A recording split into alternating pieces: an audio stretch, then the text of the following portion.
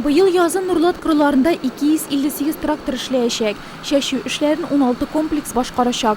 Шушы көннәргә 134 чәчкеч, 120ләп культиватор әзер булырга тиеш. Хуҗалыкларның барысында да ремонт эшләре бара. Семинарда чәчүдә катнашачак техниканы хәзерлек сызыгына куюның төгәл сроклары аталды. Авыл хуҗалыгы машиналарын 26 мартка, тракторларны 1 апрельгә төзәтеп бетерәсе була. Ротларыбыз 10% әзерләнгән. Техник ремонтыбыз безнең уже 70%-га якын өлгергән хәзерлек буенча. Семинарда катнашучылар агрофирманың машина трактор паркын карадылар. Бирдә кызу эш кайный. Белгечләр чәчүгә хәзерлекнең торышы белән таныштылар. Хәзерге вакытта безнең әзерләп чыкты. 65% трактор әзер генә хаду. Бүген кездән күпсенә генә калдык.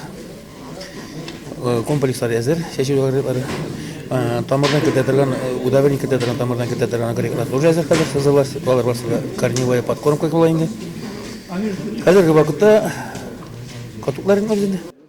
Семинарда шулай хуҗалыкларны минераль ашламалар белән тәэмин итү, чәчүлек мәйданнар структурасы, ырлыклык материалның сыйфаты мәсьәләләре турында да фикер алыштылар. 2010 елның язгы чәчүенә әзерлек эшләре башлап җибәрдек. Ремонт безнең тракторларны, сельхоз машиналарны, тырма ремонты, культиватор ремонты, авыррак дип саналган тракторларны керттек, звена туплап, егетләр эш башладылар. Язгы чәчүгә куелган максатларга ирешеп, матур итеп чәчүгә чыгарбыз дип ышандырып каласы килә. Производствоның рентабельлеген күтәрү бүген җитәкчеләр игътибарга алырга тиешле дип шарт дип белдерде чарада катнашкан район һәм шәһәр башлыгы. На выходе вы все считаете свою экономику. Не зря процесс доведения нормативов ставится до 65 килограмм и удобрения. И не зря ставится своевременность начала ремонта техники. Не зря ставится непосредственно комплектование запчастями своевременно. Вам будет очень тяжело, если вы не будете получать с этой экономики хорошая рентабельность. Для вас это должна быть хорошая цель, на которую все должны будете ориентироваться.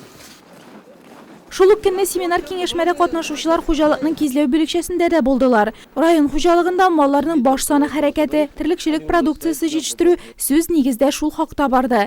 Бүгенге көндә район буенча савылган сөтнең тулай күләме 93 мең килограммнан артык. Бу узган елдагыдан шактый күп булса да, Татарстан Республикасы Аграр министрлыгы куйган күрсәткечкә җитеп бетми әле. Ул сан Нурлат өчен 100 тонна. Кизләү утарларында нигездә тоналар асрала һәм үгезләр симертелә.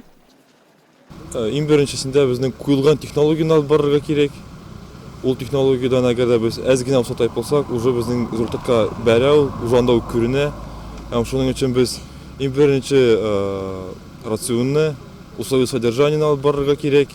Аннан соң һәр прогноз алып барырга кирәк һәм һәр айны результатны карап торып, шул кая безнең проблемалар, шуларны вакытында выявлять итеп, кирәкле чараларны применять итәргә кирәк сразу. Кышлату чырын нәтиҗәле итәргә. Семинар киңәшмәдә Тулаем район хуҗалыкларында кышлату барышына анализ ясалды. Алардан чыгып бурычлар билгеләнде.